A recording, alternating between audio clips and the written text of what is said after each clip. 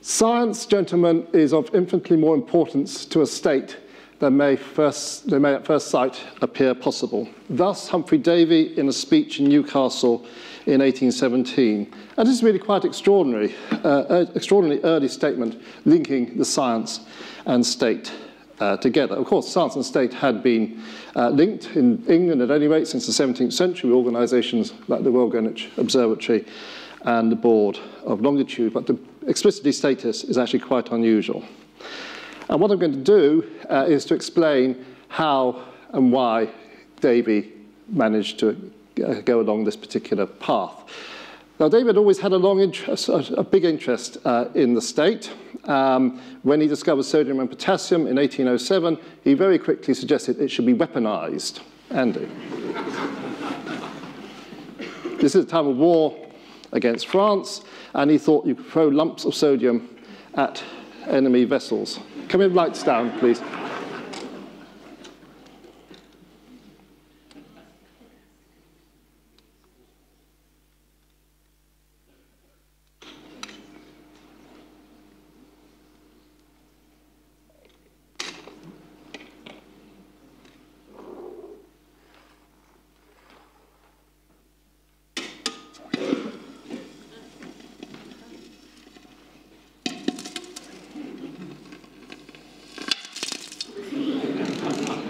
One suspects a weapon like that would have done more harm to the user.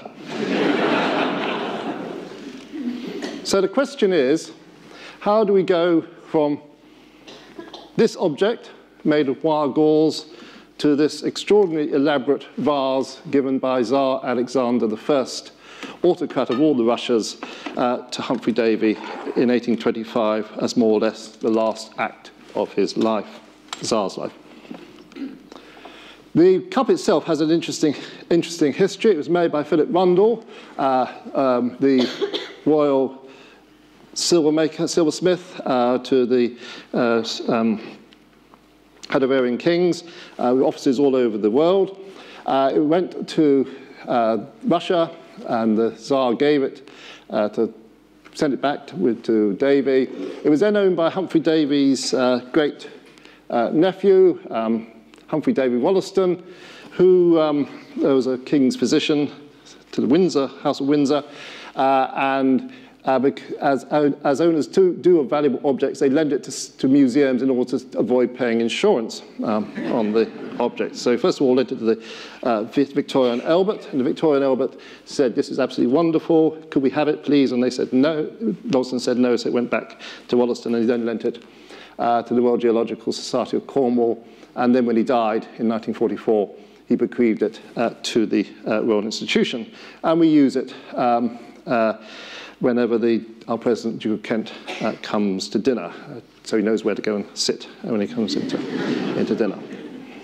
The keeper of metalwork at the V&A in 1920 thought this really was a quite remarkable piece of work. And he wrote, "This cup and cover with stand is a very remarkable piece of technique, and some of the details of modelling are admirable." But it wasn't only Davy who received cups from the Tsar. The now extremely obscure compass maker, Grant Preston, received this cup, which is now in private hands.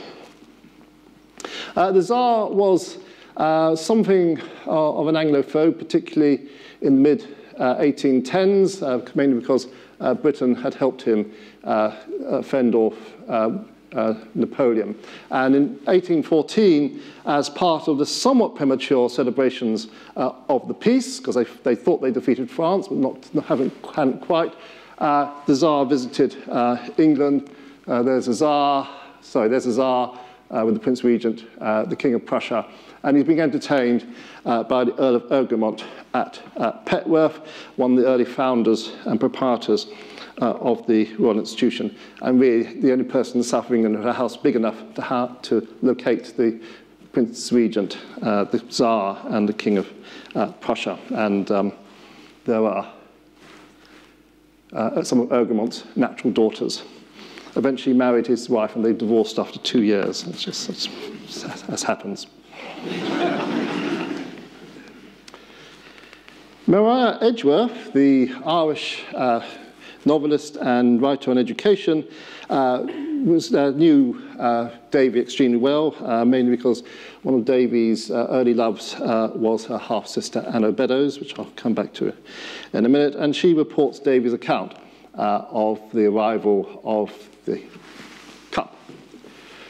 A case arrived from Russia for Sir Humphry, which he thought were some mineralogical specimens, which had been promised him, but on opening it, there appeared a superb piece of plate with a letter from the Emperor of Russia presenting it to him as a mark of gratitude for the safety lamp.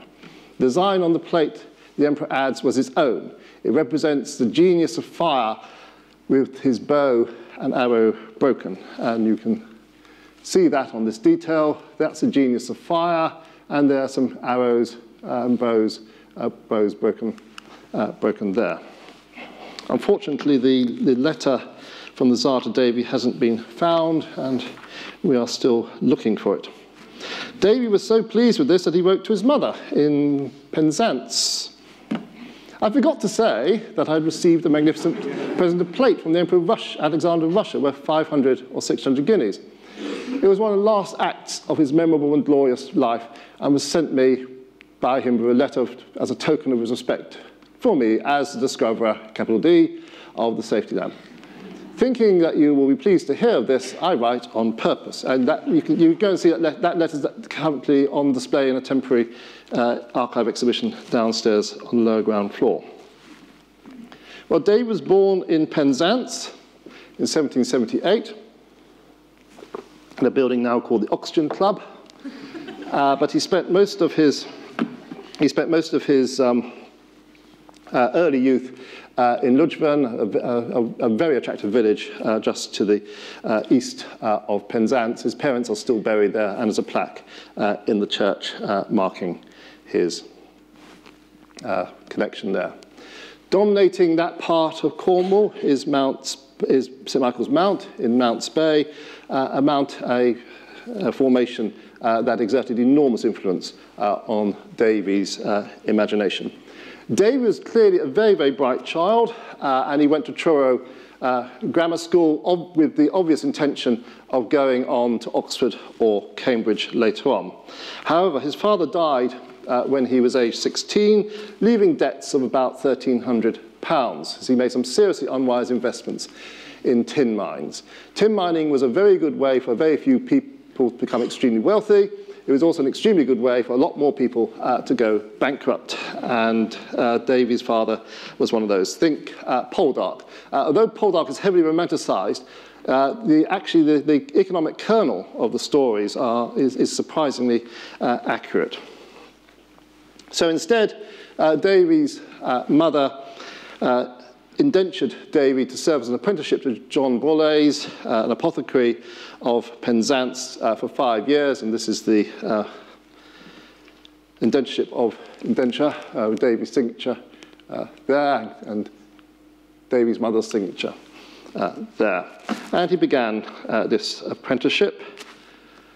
That's the mural on the building, and earlier this year I helped unveil the plaque that's now been placed by the Royal Society of Chemistry as part of this heritage programmes on the building, which is now a rotary shop rather than an apothecary's. But Davy, judging by his notebooks, appears to have spent more time writing and being interested in poetry than being an apprentice, and he writes lots of poems, and my former student Wahid Amin has written very well on Davy's poetry.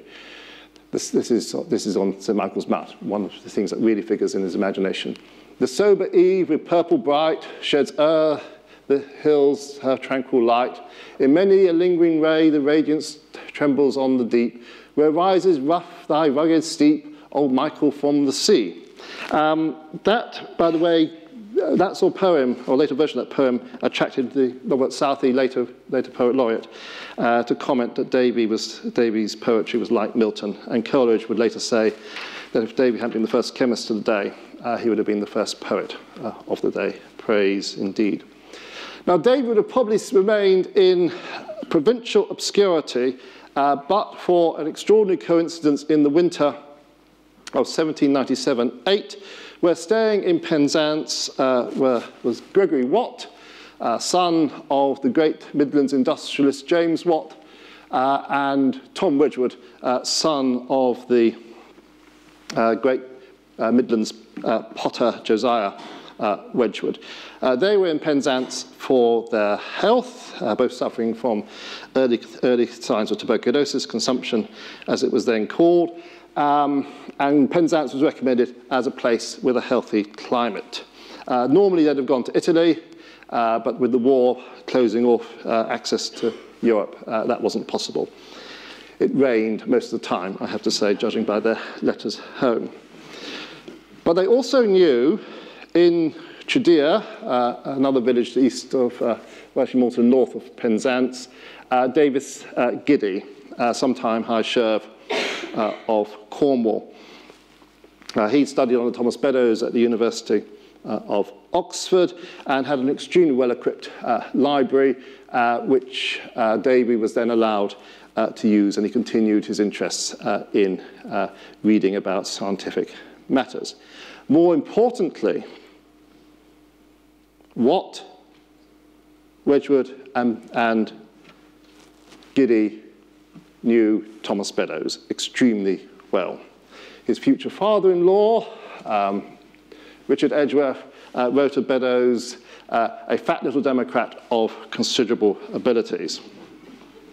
Beddoes had been reader in chemistry at the University of Oxford from the late 1780s to the early 1790s, when he then had a massive row with the Vice-Chancellor over his support for democracy, not then a British value, for Jacobinism, and for the French Revolution generally, and he said he would have voted for the guillotining of Louis XVI had he had the opportunity.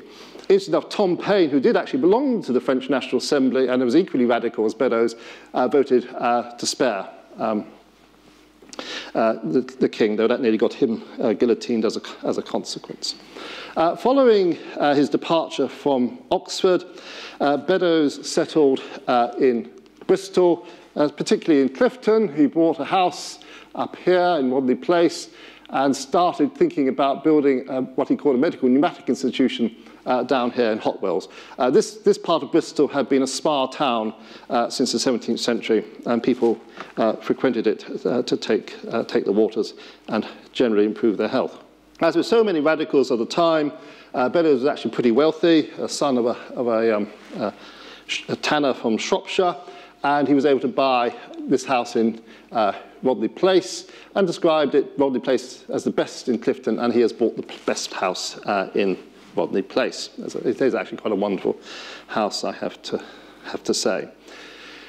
Throughout the latter part of the 1790s, Beddoes sought to raise money for his medical pneumatic institution. This was very difficult because as a radical, he was proscribed by the government, he was harassed by the government, he appeared on a Home Office list of disaffected and seditious people, and was generally shunned by anybody in the establishment. But eventually he did raise enough money to get the medical pneumatic institution off the ground, so he needed somebody to run it. And Wedgwood and Watt and Giddy said, well, we know this very, very bright young man, he's still only 19, in Penzance, called Humphry Davy, and without interviewing him, Beddoes appointed Davy to be superintendent of the medical pneumatic institution. There was a slight problem, though. Davy just couldn't say yes because he had to get released from his indentures as an apprentice. It was actually very, very serious to, without permission, break your indentures. There was actually a prison sentence for that. Giddy went to have dinner with Borlase, and I'd love to have been a fly on the wall listening to that conversation, which resulted in Borlase signing off Davy's remaining 18 months of his apprenticeship, and he moved to Clifton and lived in the Beddoes house and almost certainly fell in love with Beddoes' wife, Anna, which is slightly unfortunate. The Medical Pneumatic Institution was set up by Davy, and as a consequence, and this is the building, it still survives. It's a very curious building. It's L-shaped on the side of the square, but behind is a sort of a very lovely 5-bay Georgian house. Davy made an enormous impression on his contemporaries when he arrived in Bristol. Beddoes wrote, "A young man endowed with talents for experimental researches at least equal to any person I have ever known." And the lawyer, James Losh, "Davy is a very extraordinary young man of 20, profoundly acquainted with natural philosophy and well-read in most kinds of learning and modest and unaffected in his manners." Something changed later on. The object of the Medical Pneumatic Institution was to understand the therapeutic properties of all the gases that have been discovered by people like Joseph Priestley during the latter part of the 18th century, and particularly to see if they could cure consumption. That's a great scourge of young men and women in the early part of the 19th century, late 18th century. Davy would make the gases in large quantities, test them on animals to begin with. No small animal was safe in Bristol when Davy was around, and also experimented on himself. So with deflagrated nitrous air, which is now known as nitrous oxide or laughing gas, because Davy found its properties, Davy would inhale on occasion several litres. So this is Davy inhaling 7 quarts, which is roughly 7 litres, writing in his notebook, which we've got downstairs, Davy and Newton in 1-inch letters, because he believed that he was going to do for chemistry in the early 19th century what Isaac Newton had done for natural philosophy a century or so before. But there was a problem. And the problem was that Davy, working for Beddoes, was indubitably associated with radicalism, and he realized that if he wanted to pursue a career, he would have to leave the Medical Pneumatic Institution and Beddoes, and anyway, the financial future of the institution was somewhat doubtful. What Davy did is really quite extraordinary. He moved to London and came under the patronage of Sir Joseph Banks, the president of the Royal Society of London, and the word radical is about the last word you could possibly think of applying to Banks. So, for example, when Banks was being canvassed for supporting Beddoes' institution by no less a figure than Georgiana, Duchess of Devonshire, a lot prettier here than Keira Knightley, one has to say, he told her in no uncertain terms that he was not going to do it. Beddoes' opposition to the present arrangement of the order of society in this country disqualified him from support. And so Davy was moving his patronage from Beddoes, extraordinary radical Jacobin, to Banks, extraordinary conservative figure in the scientific community.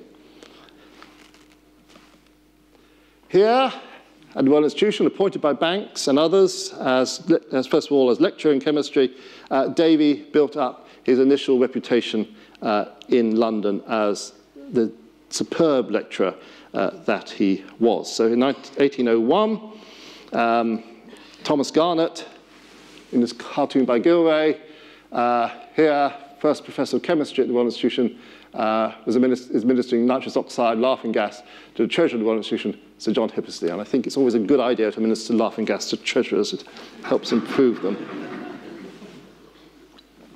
And Davy is poised for further action with laughing gas there. Part of the deal of Davy moving was that Garnett was a marked man by the time Davy was appointed, and the idea of appointing Davy was to push Garnett out, which duly happened. Now, Davy also occupied 2 other positions in the Banksian learned empire in London. He was appointed Professor of Chemistry at the Board of Agriculture and Internal Improvement, which is in Sackville Street, so about a 5-minute walk from here. And slightly later, he was appointed physical secretary of the Royal Society of London, which was then in Somerset House. Now, although all these positions were within the Banksian empire, there were quite serious tensions between them. And Davy, when he had the opportunity, just dumped all 3 jobs simultaneously because he had obtained economic independence by marrying a very, very wealthy heiress and widow, Jane, a priest, who had attended his lectures here in 1811. A priest was the daughter of an Antigua merchant, and we all know what that means, who had a capital of £60,000 and an annual income of £4,000. Mrs. Bennet was very happy with income of £5,000 a year for her daughters, suitors. But there was a slight problem. Jane Priest's first husband had died before he could inherit his baronetcy, and she wasn't going to make that mistake again, and so she made sure that Davy was knighted by the Prince Regent in the first tranche of knighthoods of the new regency. So 2 days later, she got married, and she immediately became Lady Davy. It's a sort of inverted Jane Austen plot. She got the title, he got the money, and they lived fairly unhappily ever after. I think that also explains why Lady Davy disliked Pride and Prejudice so much when it was published, because it was just too close to the bone for her liking.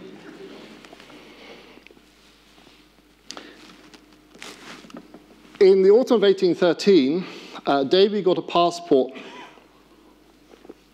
from the Emperor Napoleon and travel permission from the Admiralty to cross the Channel and visit France. Now, this is quite extraordinary when you think about it. Here you have the head of state inviting Davy to come and attend, pass through France, visiting Paris, Montpellier, Italy, and so on.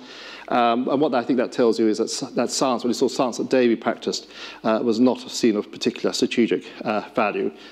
Bombing boats with sodium and potassium was simply not going to cut it. However, when Napoleon escaped from Elba for 100 days and the final defeat of the French at Waterloo, Davy was in Naples, and they moved very rapidly, zigzagging across Italy and through the German-speaking states back to England. And Davy went fishing in Melrose. If you're working on Davy, you've got to know a lot about fishing. Davy is just mad about fishing, sort of hook sizes, fly fishing, all this sort of vocabulary that's specialised to it. And also where the best fishing is. And apparently, I am told, I'm not a fisherman, Lord Somerville's estate at Melrose was an excellent place to fish. Now, while there, Davy received a letter from Robert Gray, rector of Bishop Wearmouth in the northeast. Gray would later achieve some notoriety when he was Bishop of Bristol for having his palace burnt down by the mob in 1832 following his voting against the Reform Act that year. Gray wanted Davy to find a way of lighting coal mines safely without causing explosions, which was becoming a major problem in the northeast coalfield. And northeast coalfield was an extremely important coalfield, even as late as the mid-19th century. It was still producing about just under a quarter of British coal production, so incredibly important coalfield. The problem was that the rate of death rate was increasing exponentially during the opening years of the 19th century. And this came to a head in May 1812 when Felling Colliery blew up. This is Felling Colliery here. And these are the places I'll be talking about: Killingworth, Colliery, where George Stephenson worked; Wallsend, Hebburn, Bishop Wearmouth, where Davy went and visited and looked at the collieries there. 92 people died at Felling, including 3 boys under the age of 10, which was then legal for 10-year-olds to mine. That law was later changed in the 1830s.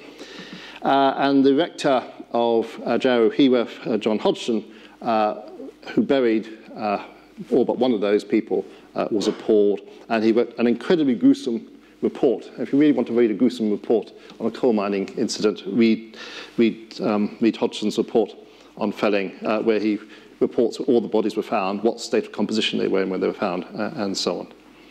This prompted the formation of a society for safety in mines, chaired by Ralph Milbank, a local MP, and Barron's future father-in-law, lucky man. And the leading figure in this was John Buddle, a prominent mining engineer, who in the first, and so far as I can make it out, only report produced by the Society, wrote that it is to scientific men only that we must look up for assistance in providing a cheap and effectual remedy. Well, the first person to start addressing this problem was a Sunderland physician, William Clanny, who's seen here holding a slightly later lamp that of his invention, but just in the shadows here you can see his first lamp, which was incredibly cumbersome. It required one man to hold the lamp and one man to produce the coal. And Buddle's statement that the lighting had to be both cheap and effectual, both those conditions were required. This might have been effectual, but it certainly wasn't cheap. Davy travelled south. This is Davy's progress insofar as it can be reconstructed, from Melrose to the coal districts of the northeast, and then out further south, visiting, as I'll come to in a minute, various people whom he knew quite well from the Royal Institution. On the 24th of August, he met with Buddle and Hodgson, and they started taking the various coal areas and places where the sort of fire damp, the methane, as we now call it, was produced, for Davy to start trying to understand the problem that needed to be solved. He stayed that day with the very young Tory MP, Cuthbert Ellison, at Hebden Hall, who owned, or had a share at least, in Hebden Colliery, which is in the same parish as Hodgson's. So Hodgson was the parish priest for that colliery. He also met Clanny that day, and that would be a source of major controversy as to precisely what Clanny had said to him on that occasion. Depending on who you read radically different things. Moving on, he stayed with Gray at his rectory in Bishop Wearmouth, and by that point he was on his way out of the coal districts. He'd done in about 3 or 4 days all that he thought he could do on site, and he proceeded slowly southwards. So he stayed with Chute Barrington, Bishop of Durham, at Bishop Auckland. Chute Barrington was the penultimate Prince Bishop. Durham was virtually a state within a state. He had his own army. He had his own army, which he did use on occasion to suppress industrial disputes. He had his own bank. This is a £5 note from the Bishop's Bank with episcopal arms there, and he had obviously his castle to keep things in order. Chute Barrington was actually a very cultivated clergyman and bishop, and he was actually one of the early proprietors of the Royal Institution here, so he knew Davy in that way. And Davy's progress south in the August to September of 1815 is really a progress through the people whom he met at the Royal Institution. So he stayed with William Hutchinson at Eggleston Hall, then moved to stay with John Morritt at Rokeby Park. You notice some of these people are wearing military uniform. They all had ranks in the militia at that point, and they all loved being painted in their military uniforms. And finally, before he headed straight for London, he stayed at Harewood House, the seat of the first Earl of Harewood, who was also an original proprietor of the Royal Institution. You will have noticed by now that Davy loves staying in large houses. Here and on other journeys, that is the striking thing about them. Well, returning to this building during the sort of first week of October 1815, Davy, working with the laboratory assistant here, Michael Faraday, started work on trying to solve the problems. And very, very quickly, he realized, he found that explosive gases would not pass through small holes. And we're now going to show that. And he's getting his balloon ready.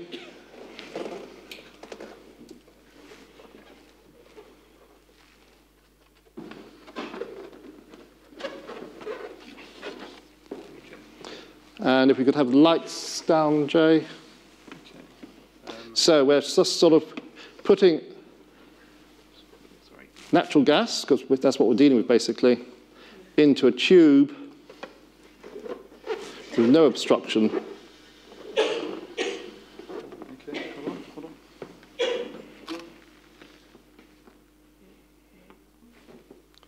And you see a wave front goes all the way down quite quickly. If we put some small tubes in the center, we get a rather different result.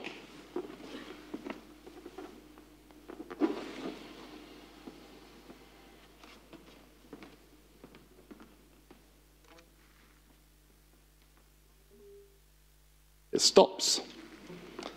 And just to show you, there's still gas there. And Andy has just made a film on the RI channel, which you can access via the RI channel on YouTube. And Jay's just going to show a short clip from that. So, how does a Davy lamp work? Well, to give you an idea, I filled this tube with natural gas, which is mainly methane and similar in composition to a fire damp. Now, if I ignite it at one end, you can see that the flame front propagates along the tube in quite a spectacular way.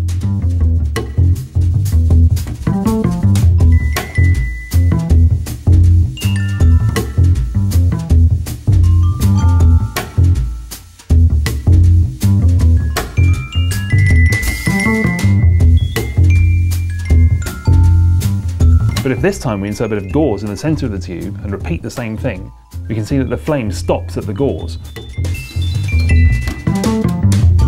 The gas itself is able to pass through the gauze no problem, but the flame isn't. You can see that if I light the tube again from the other end, the second part of the tube still has gas in it and so is still able to burn.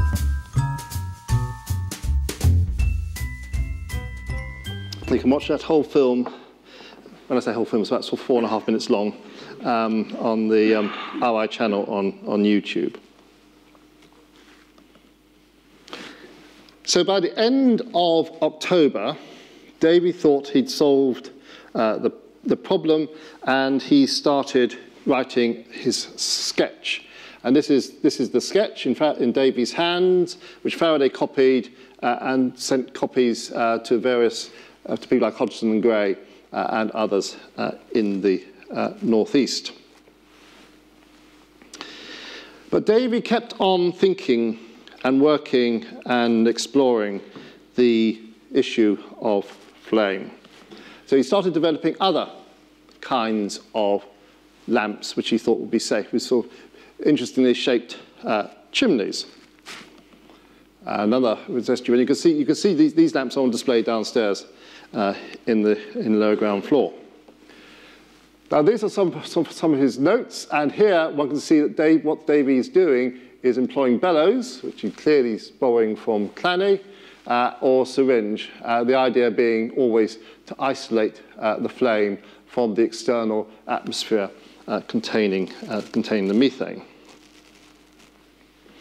By the end of the month, Davy wrote to his patron, Joseph Banks, telling him of his discoveries, his inventions of a safe lamp. Now, we don't have that letter, but we do have Banks's reply. And I have to say that Banks, despite being President of the Royal Society of London, his command of English is not that brilliant. Many thanks for your kind letter, which has given me unspeakable pleasure.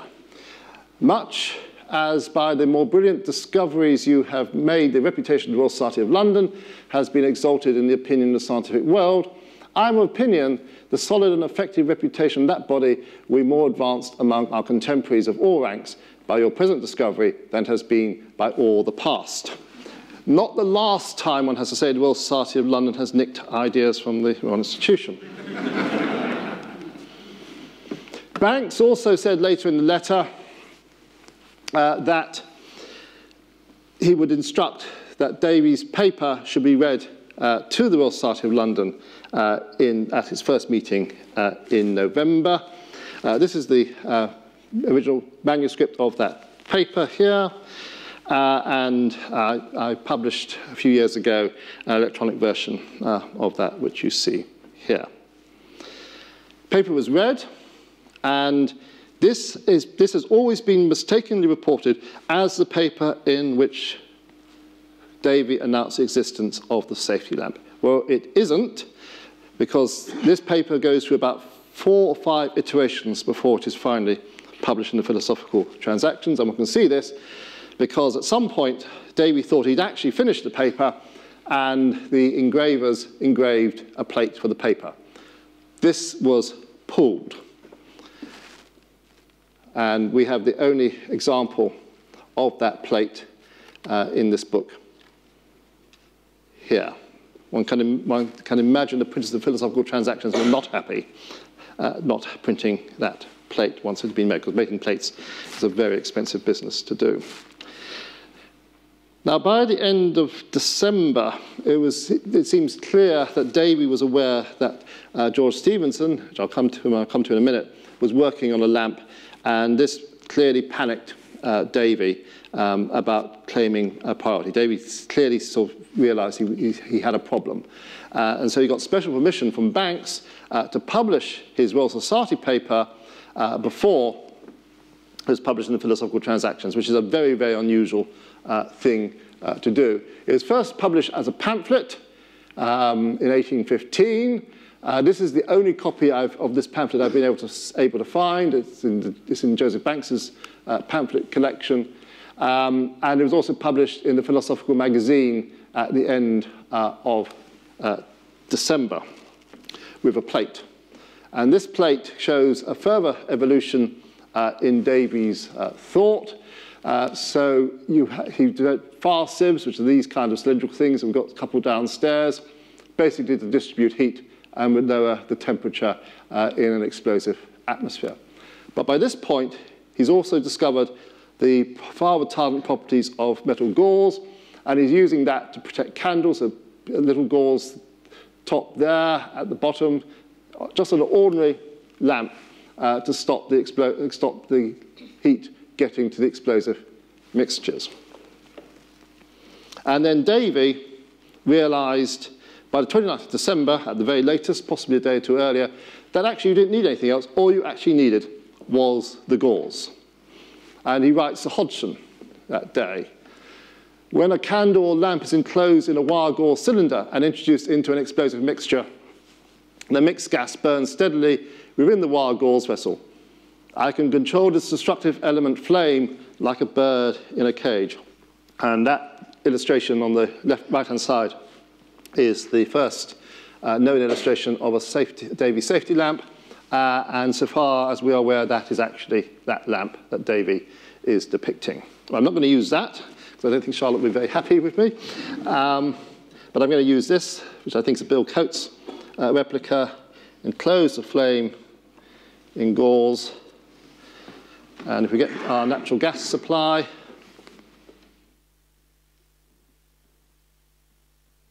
yeah, no, you do it. I don't play the bagpipes.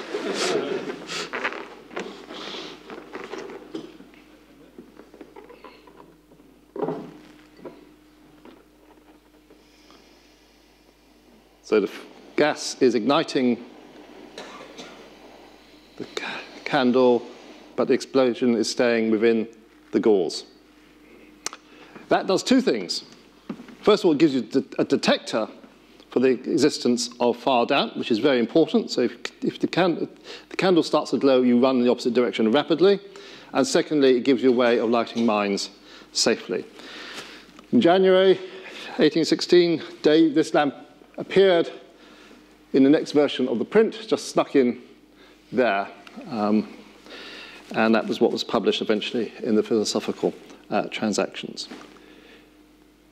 Davy sent some lamps to the northeast, to Hodgson and to Gray, and these were tested on the 9th of January in Hebden Colliery, and another distinguished mine engineer, Matthias Dunn, with Hodgson and others, descended the pit, and it worked. They came out alive, which is sort of about the best test you can get for this kind of technology. Davy rapidly went into print again, published another pamphlet, same paper again, but with an advertisement containing further details of his work, and dedicating this highly tactfully and politically to the Lord Bishop of Durham in order to presumably try and secure his support against the threat from Stevenson that was beginning to emerge. The threat from Stevenson for Davy emerged at the end of December on exactly the same plate as Davy's Philosophical Magazine pictures appeared was Stevenson's lamp. And that's Stevenson's lamp there. We've got it downstairs, so you can go and have a look at it. Now, Stevenson today is best known for his invention of the railway system, although one has to say that Robert Stephenson did actually more work on the locomotive than anything else. And Stephenson's lamp went through a number of iterations. We've only got the examples of the lamps themselves to track that development. It's not documented in the way that Davy is documented, but we do know that that final lamp was shown to the Newcastle Literary and Philosophical Society on the 5th of December 1815. And next week, on the precise bicentenary of that date, I shall be giving the bicentenary lecture to the Newcastle Literary and Philosophical Society on the safety lamp. Coals to Newcastle, indeed. Now, one always thinks now that there's this sort of regional dispute between London and the northeast about the invention of the lamp, that everybody in the northeast thinks Stevenson invented it. Some people even think that Stevenson gave the word Geordie to the language. Actually, that comes from the Jacobite Rebellion of 1715 when Newcastle declared for George I, and that's where the word Geordie comes from. But this isn't the case. Buddle and Hodgson were very, very strong supporters of Davy, and even more important was John Lambton, later first Earl of Durham, and a totally useless Governor-General of Canada, who was recalled after a very short period of office. Lambton's coal mines generated for him an annual income of £30,000 a year. This building, when it was purchased, cost £4,850. That gives you the sort of money. He was incredibly wealthy, and only those sorts of wealthy people, a bit like Beddoes, only a slightly lesser scale, could afford the kind of radical politics that Lambton went into. As a small boy, Lambton had actually studied with Davy in Bristol. He was incredibly loyal to Davy throughout the campaign. And interestingly enough, Davy, in his letters to Lambton, talks up his radical beliefs. Davy does tend to reflect the people to whom he's writing in his letters. Now, first of all, to tackle Stevenson, Davy decided to test Stevenson's lamps. Writing to Hodgson, I received a lamp of Stevenson's, and he always spelt Stevenson incorrect, and I think that's entirely deliberate to do him down. Of construction, that's why we've got Stevenson's lamps in the basement. Davy got hold of them to rubbish them, in other words. I will not lose a moment in writing to you. It is altogether unsafe. The explosions passed not only through the apertures, but likewise through the canal. I know nothing of Stevenson as a mechanic, but as a lamp maker, I fear he must be added to the number. And That didn't work because Stephenson's lamps did work, actually. So his next move was to ignore Stephenson, writing to Lambton this time. I hope you will not blame me for not taking any notice of the attacks of my enemies in the north. I have no desire to go out of my way to crush gnats that buzz at a distance and do not bite me, or the quarrel with persons who shoot arrows at the moon. So ignore Stephenson in public, but in private, really, really vicious. Stephenson, according to Davy, was an ignorant mechanic. He is so ignorant that I doubt if now he has made a safe lamp and a literate pirate. And if you want to read more of this, you can go to the Davy's Letters website and read a lot more of this fine abuse, or sometimes actually not so fine abuse, over the years from 1816, 17, 18. I think in 1817, in middle 1817, Davy came extraordinarily close to having a nervous breakdown. He goes to Bath to take the waters, and some of his, which is horrible, by the way. I have taken the waters once, and I don't recommend it. Davy just gets hysterical in his letters, and by the time he returns to London, he concocted a plan, and that is to get his mates at the Royal Society of London, Joseph Banks, Charles Hachette, Thomas Young, etc., to write a letter to the Times and the Morning Chronicle saying that Davy had invented a lamp and Stephenson was absolutely nowhere. And that effectively closed down the debate, because it was a form of rhetoric that Stephenson couldn't follow, and also Stephenson had better things to do, like work on steam locomotives and developing the prototypical railway system. Davy's assistant, Faraday, was fully supportive. An instant for Bacon's spirit to behold, Davy's magic lantern, the miner's Davy, etc. Every philosopher must view it as a mark of subjection set by science in the strongest holds of nature. So the rhetoric that's coming through is that somehow the safety lamp is scientific rather than an innovatory development of a technology. Did it work? It depends a bit what you mean by work. This is a histogram of the number of fatalities in the 19th century in the northeast coalfield, year by year.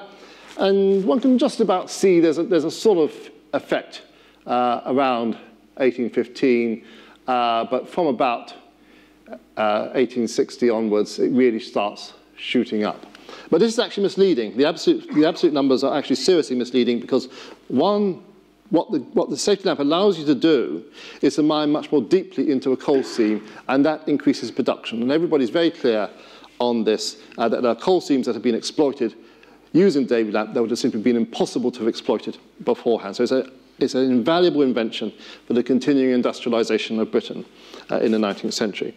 So if you do the statistics, again for North East coalfield, because that seems to be the only ones we've got reliable statistics for, in terms of millions of tons of coal produced per miner killed, it goes shooting up exponentially, as we saw in the first decade and a half of the 19th century, and then it gradually starts coming down. So really a real impact of both the Davy lamp and the Stephenson lamp, and indeed Clanny lamp in its later variety, on coal production in Britain and indeed across the world, hence the Tsar's Cup. Davy thereafter was always very, very keen to ensure that his iconography emphasized his invention of the lamp, that it was his invention, not some kind of illiterate pirate's invention. So his portrait by Sir Thomas Lawrence, the president of the Royal Academy, painting the president of the Royal Society of London, as Davy had become, by this point, in succession to Banks, shows him with a lamp. Davy's statue in Penzance with a lamp. Davy's statue on top of Burlington House, just around the corner, with a lamp. Yeah. And Davy on a door in the Victoria and Albert Museum, done at a time but when the Victoria and Albert Museum covered both science and art before the Science Museum was founded. When Davy was created baronet by the Prince Regent in 1818, he chose his coat of arms as devices redolent of his interest to defend his priority on the safety lamp. So here we have a flame surrounded by chains. So the flames have been kept controlled by chains, not gauze, interesting enough, but chains. And the motto, restricting fire secures life. And that's the coat of arms that appears on the inside of a pub in Penzance called the Humphry Davy. It's not a very good pub, I have to say. Stevenson also tried to sort of deploy the lamp a bit, though nowhere near as effectively as in his iconography. And that's mainly because Stevenson knew full well that his claim to fame would be the railway system. There's also a picture of a rocket coming down some tracks, but he's still holding a lamp, showing his family that he at least thinks he's invented it. And there's the very, very peculiar Stevenson Memorial in Newcastle also shows a lamp, again, asserting iconographically a claim to invention.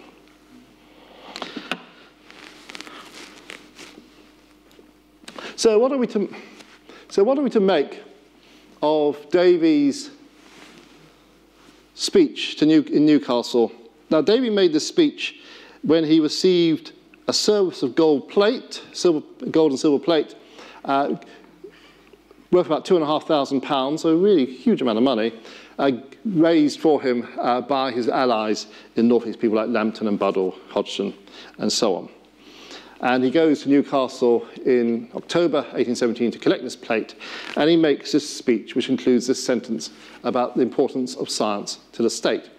And I think what he's doing again is emphasizing his claim to the priority for the lamp, because Davy must somewhere have known that Stevenson did have a point, because Davy never ever patents, doesn't even try to patent this lamp, because if he tried to patent it, he knew full well that Stevenson would have injuncted, it would have gone to court, and Davy couldn't have been confident that he would have won the case. Much better to give it to the benefit of humanity, as he says frequently, much better to claim that the value of his work, the value of scientific work, is for the state. So that kind of rhetoric, which seems to begin around this sort of time, of the value of science for the state,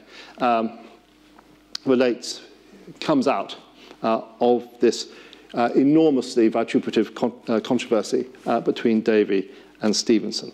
And that, I think, is why you go from this gauze lamp here to this cup here. Thank you.